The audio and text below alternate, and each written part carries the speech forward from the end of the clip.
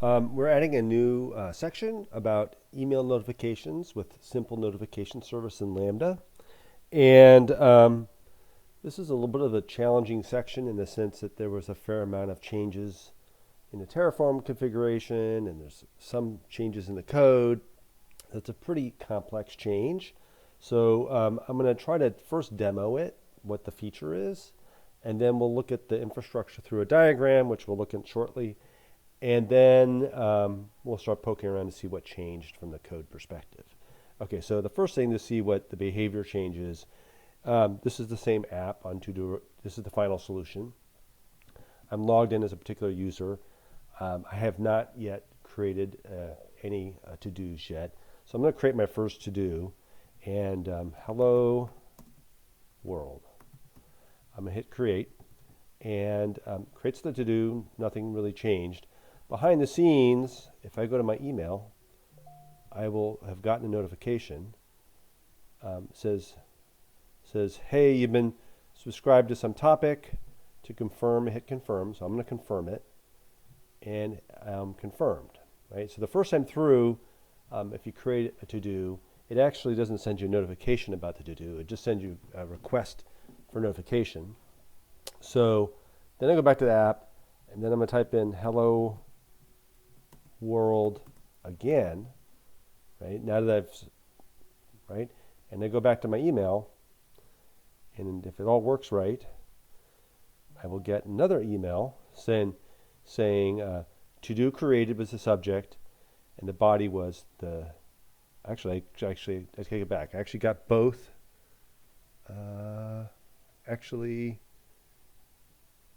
Here's the one I expected. I think I did this earlier when I did a test earlier, just so you know. This original Hello World, you should ignore, actually, because that one was a test I did earlier. I shouldn't have gotten the first Hello World because I wasn't subscribed at that point. So I only get the second one, the Hello World again. So going forward, any time I create a new to-do, it's going to email me. So that's basically the feature. Again, this is just pseudo code, sample code. It's not like super robust, but enough to prove out some main concepts. Okay, so let's look under the hood now and see what it took to make all that happen. And then see if I can do this justice in this diagram. Okay, so there's sort of two flows. There's the first pass flow, where the first time the person tries to create something, one set of things happens. And then there's a subsequent pass throw that's basically every time afterwards.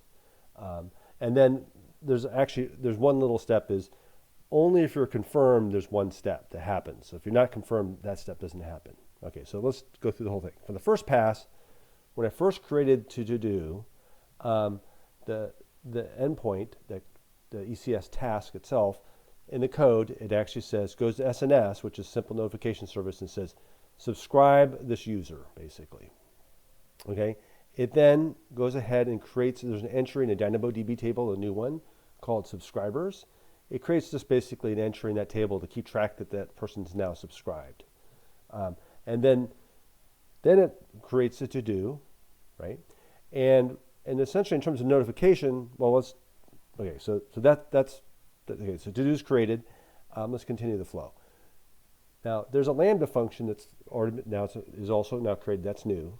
That's listening is being triggered by the stream, the to-dos table stream, triggers Lambda to run, which then publishes to an SNS topic saying, hey, this to-do's been created, and pushes the body into the topic.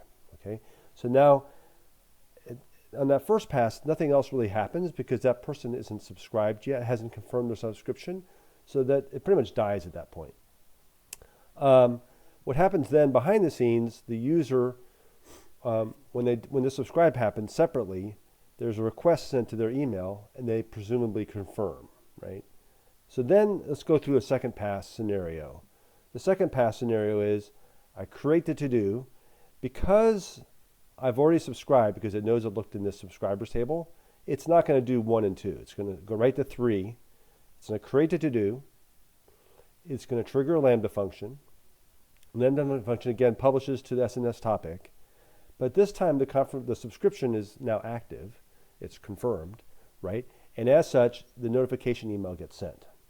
So that's essentially the sort of the entire flow of the code visually in a diagram. Okay, so quite a bit going on.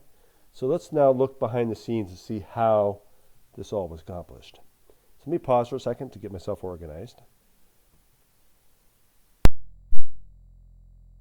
So now we're back.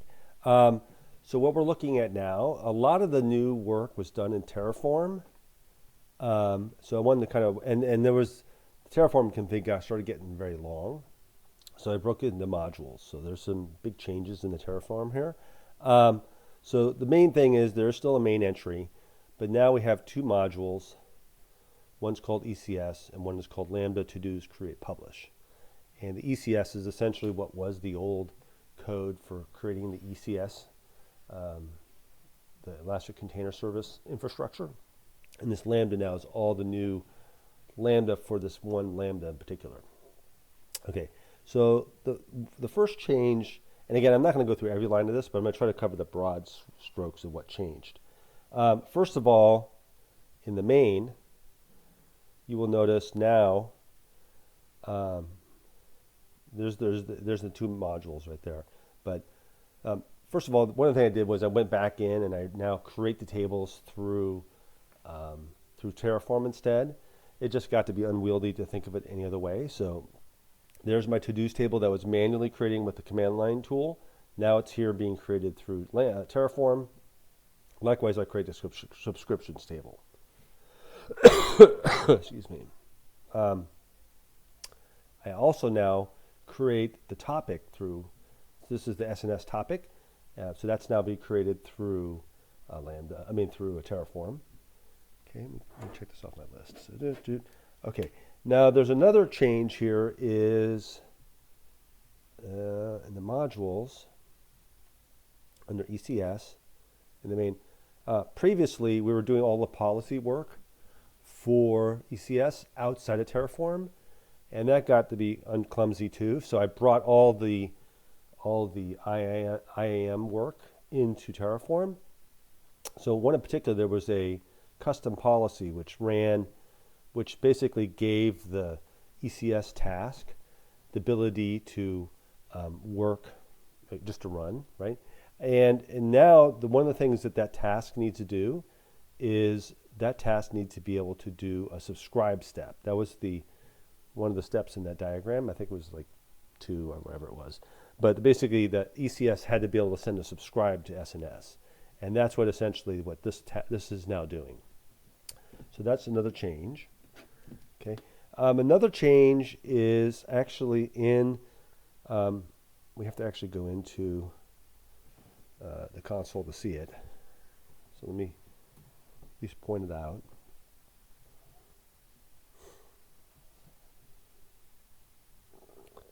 If I go to IAM, one thing I did not move into Terraform yet, I don't have all the Cognito stuff. I did all the Cognito stuff basically outside of Terraform. I didn't feel like bringing it all in. Excuse me. In here, if you remember from last couple sections ago, Cognito, there was a customer's authenticated role. And so that's what the user gets when they log in. And previously, they only had access to the Dynamo to-dos table where they can basically work with the to-dos table. But now they actually need to work with the subscriptions table too. So that's another addition that was done manually through the console. Okay. And basically, just since I don't have it codified anywhere else, we'll look at this real quick. Let me hit the edit policy here so you can see it. And I'll leave it on the screen if you JSON. I'll just walk through it real quick since it's the only place it lives. Basically, what this says now is,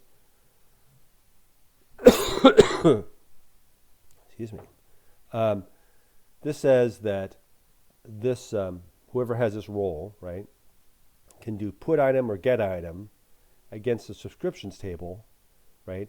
But only if they're leading the primary key or the partition key is their subscriber ID. And this is the same pattern we used for the to-dos table. Okay, so that's really that. Okay, so the next thing is to look at the back-end code, just at some basic level, what's changed there. So let me close out of this,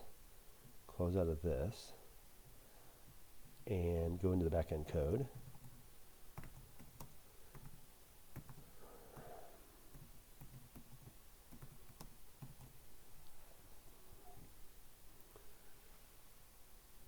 Okay, so the main changes here, again, all this is linked in the repo, right?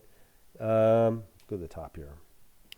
So the main changes is there's now a new called initialized subscriptions table, because now we have to deal with the subscriptions table. That's one major change. The only other major change is under create. There's some logic here that's new. So this is the create, right? And right now, darn it, do not want that. This is the post command to to-dos, which then calls create, right?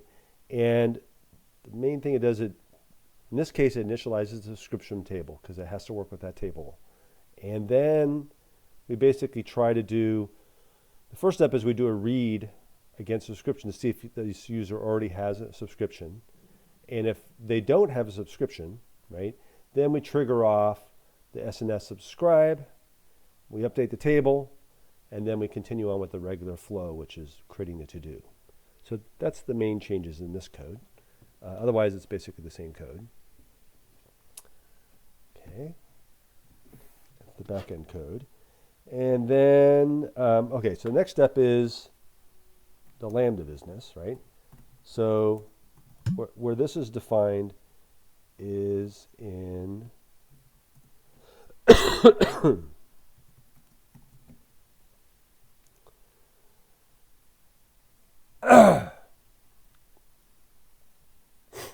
okay, so here's the module for Lambda. And again, it's fairly lengthy, right? And I don't want to go through all of it, right? But the main gist is there's some security role stuff at the beginning. Basically, most of the work here is just setting up the security for it, to be honest. There's finally, after all that work, there's the, oh my goodness, later. Here's the Lambda function itself, and here's this is basically, the source mapping is basically the trigger. And this is setting up the trigger for, should be, right, the to-dos stream. So this is basically the to-do stream. And then this is basically tying it back to the function itself. So now the code that's here, there's a zip file here. If you look at this, if you look at the root of this folder, there's a zip file here. And that code right now, that code that's in that zip file is what the Lambda function starts off as having. But that's basically a hello world version of the Python app. It's not the actual code. I didn't want to work that into this flow. We're going to get that in the next section, like how we update that. So the last step of this whole activity is to manually update, close out of this, close out of this, close out everything. Go back into here. We're going to manually update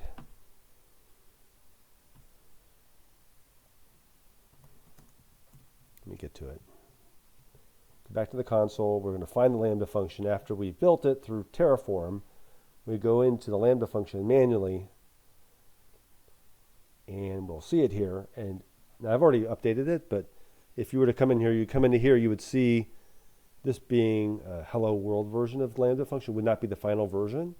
And you're going to copy and paste into here and then just hit save. And the Lambda function, let's look at it more carefully. Again, this is linked in the repo or in the backing story here. The Lambda function is pretty straightforward. It's just a basic Python script that basically picks up an environment variable for the topic, right? And after that, it basically publishes. There's a publish step here. It basically, reads out some variable values out of the event, and then does a publish to the SNS topic. So that's all it does. Okay. And that's all there is to it. Yeah. Okay, so Lots of bits and parts there. And again, I'm not really sure how well you're going to be able to piece it together yourself, but at least I wanted to point out where all the pieces were and how they kind of work together. Thank you.